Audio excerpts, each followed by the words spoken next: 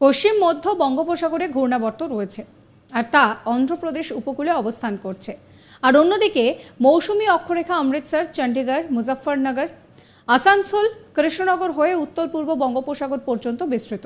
আর তার জেরে কলকাতা সহ সব জেলাতে বজ্রবিদ্যুৎ সহ বৃষ্টির পূর্বাভাস দিল আলিপুর আবহাওয়া দফতর। এ নিয়ে আবহাওয়াবিদ সোমনাথ দত্ত কি বলছেন শোনাবো আপনাদের। মনসুন সিজনে একটা ইম্পর্টেন্ট সিনপটিক সিচুয়েশন হচ্ছে আপনার কি বলে, যেটাকে বলে আপনার extended long low pressure area, যেটাকে আমরা মনসুন ট্রাপ বলি। বিস্তৃত নিম্নচাপ অক্ষরেখা, যেটা বিস্তৃত নিম্নচাপ অক্ষরেখাটা কিন্তু আছে।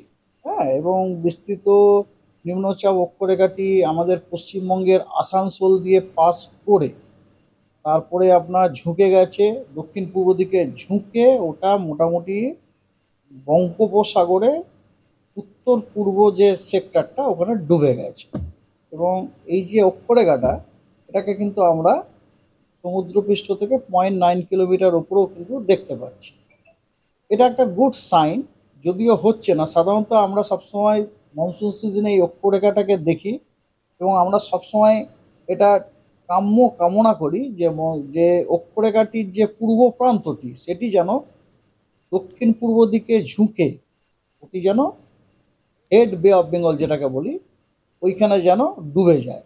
তো এটা মোটামুটি নর্থ ইস্ট বে অফ বেঙ্গলে ডুবে গেছে, একটু পূর্ব দিকে গেছে, আর একটু পশ্চিম দিকে গেলে একটু ভালো হতো আর কি। ওটা এখনো আছে এবং আহ, ওটা ওটা ওটা অনেক সময় আসার কারণ দেয় কি, কারণ ওই পুরো মনসুন ট্রাপের যে ইস্টার্ন এন্ড যেটা, ওখানে অনেক সময় মনসুন সিজনের লো প্রেসারগুলো ফর্ম হয় আর কি। কিন্তু এনি হাও এই মুহূর্তে আমরা এরকম ধরনের কোনো লো প্রেসার ফর্মের কোনো ইঙ্গিত আজকে তো দেখতেই পাচ্ছেন। আজকে কোনো লো প্রেসারও নেই, সাইসারও নেই, কিচ্ছু নেই ওখানে। আর তবে আহ, আহ, ভূপৃষ্ঠ থেকে 5.8 কিলোমিটার ওপরে পশ্চিম মধ্য সাগর, তারপরে পশ্চিম মধ্য সাগর মানে অনেকখানা মানে নিচে দক্ষিণে আর কি। হ্যাঁ, পশ্চিম মধ্য সাগর যে এবং কোস্টাল অন্ধ্রপ্রদেশের জাস্ট পাশে আর কি, ওইখানে একটি সাইক্লোনিক সার্কুলেশন আছে। জাস্ট ওটি ওই লেভেলেই দেখা যাচ্ছে। হ্যাঁ, আর একটি সাইক্লোনিক সার্কুলেশন আমাদের আছে, সেটা সমুদ্রপৃষ্ঠ থেকে 3.1 কিলোমিটার ওপরে ঝাড়খণ্ডের ওপর আছে, ঝাড়খণ্ড এবং তার পার্শ্ববর্তী এলাকা। এই হচ্ছে মোটামুটি আমাদের সিনপটিক সিচুয়েশন। আর আপনি যেটা জিজ্ঞেস করছেন কীরকম যাবে, যাবে প্রথম কথা হচ্ছে বৃষ্টি প্রত্যেক জেলাতেই বৃষ্টি হওয়ার সম্ভাবনা আছে। রবিবার দক্ষিণবঙ্গে ফেয়ারলি ওয়াইড স্প্রেড রেন হবে। সোমবার এবং মঙ্গলবার স্ক্যাটার্ড রেনের সম্ভাবনা রয়েছে। আর তারপর ক্রমশই বৃষ্টি কমবে, তবে 17 জুলাই থেকে ফের বৃষ্টি বাড়ার সম্ভাবনা রয়েছে। আপাতত ভারী বৃষ্টির কোনো সম্ভাবনা নেই দক্ষিণবঙ্গের জেলাগুলিতে। অন্যদিকে উত্তরবঙ্গে ভারী বৃষ্টির সম্ভাবনা রয়েছে। রবিবার দার্জিলিং, আলিপুরদুয়ার, জলপাইগুড়ি এবং বিভিন্ন এলাকায় ভারী বৃষ্টি হতে পারে। জলপাইগুড়ি, কোচবিহার, উত্তর ও দক্ষিণ দিনাজপুরে বজ্রবিদ্যুৎ সহ হালকা থেকে মাঝারি বৃষ্টির সতর্কবার্তা জারি করেছে হাওয়া অফিস। এ নিয়ে আবহাওয়াবিদ সোমনাথ দত্ত কি বলছেন শোনাবো আপনাদের। উত্তরবঙ্গের প্রত্যেকটি জেলাতেই প্রতিদিনই প্রায় আইদার ওয়াইড স্প্রেড রেনফল অথবা ফেয়ারলি ওয়াইড স্প্রেড রেনফলের সম্ভাবনা আছে। অর্থাৎ বুঝতেই পাচ্ছেন, মানে টোটাল এরিয়ার 50% বেশি কোনো জায়গাতে, টোটাল এরিয়ার কোথাও 75% বেশি জায়গাতে বৃষ্টিপাতের সম্ভাবনা আছে। আর তার তুলনায় দক্ষিণবঙ্গে ডিস্ট্রিবিউশনটা রিলেটিভলি লেস।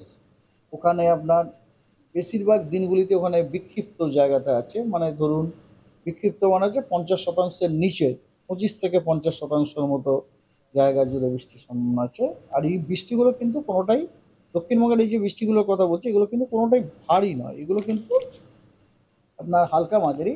তবে কখনো কোনো কোনো দিনে থান্ডারস্টর্মের জন্য আপনার ভারী বৃষ্টিও হয়ে যেতে পারে আইসোলেট। তো ইন ডিটেলস হচ্ছে এইরকম।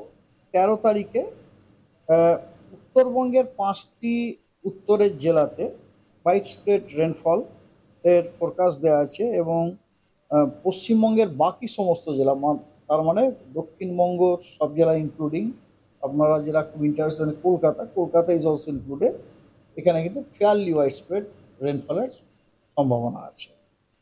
14 তারিখ আগামীকাল উত্তরবঙ্গের 5টি জেলাতে হোয়াইট স্প্রেড এবং উত্তরবঙ্গের বাকি জেলাগুলিতে ফেয়ারলি ওয়াইড স্প্রেড এবং তার সাথে সাথে দক্ষিণবঙ্গের যে কোস্টাল জেলাগুলি আছে মানে দুটি 24 পরগনা এবং আপনার পূর্ব মেদিনীপুর সেখানে এবং ওয়েস্ট মেদিনীপুর এবং ঝাড়গ্রাম এগুলিতে ফেয়ারলি ওয়াইড স্প্রেড হওয়ার সম্ভাবনা আছে এবং বাকি সব জেলাতে স্ক্যাটার রেনফল হওয়ার সম্ভাবনা আছে।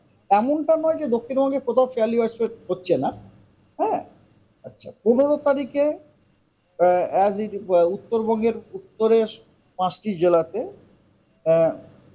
ওয়াইড স্প্রেড রেনফল হওয়ার সম্ভাবনা আছে। উত্তরের 5টি জেলা মানে আপনারা বুঝতে পারছেন, দার্জিলিং, কালিম্পং, জলপাইগুড়ি, আলিপুরদুয়ার এবং কোচবিহার। এবং ফেয়ারলি ওয়াইড স্প্রেড হওয়ার সম্ভাবনা আছে পুরুলিয়া, এগুলো সব দক্ষিণবঙ্গের জেলার কথা বলছি, পুরুলিয়া, বাঁকুড়া, ঝাড়গ্রাম এবং দুটি মেদিনীপুরেই ফেয়ারলি ওয়াইড স্প্রেড হওয়ার সম্ভাবনা আছে।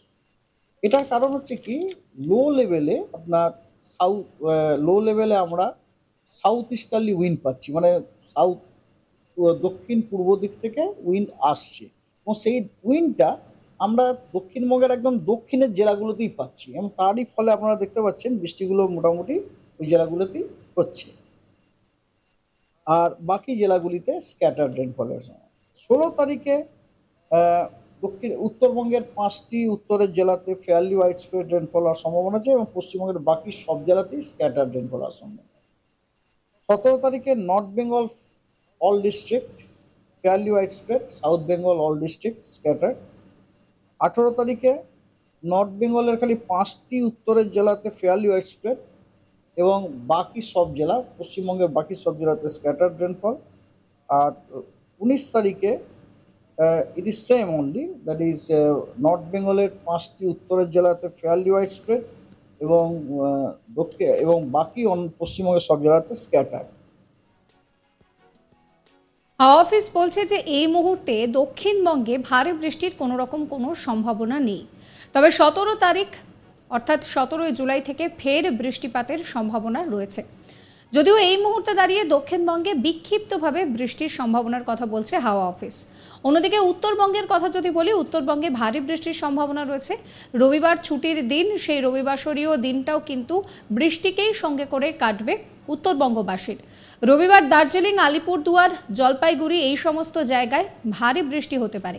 জলপাইগুড়ি, কোচবিহার, উত্তর ও দক্ষিণ দিনাজপুরে বজ্রবিদ্যুৎ সহ হালকা থেকে মাঝারি বৃষ্টির সতর্কবার্তা জারি করেছে হাওয়া অফিস।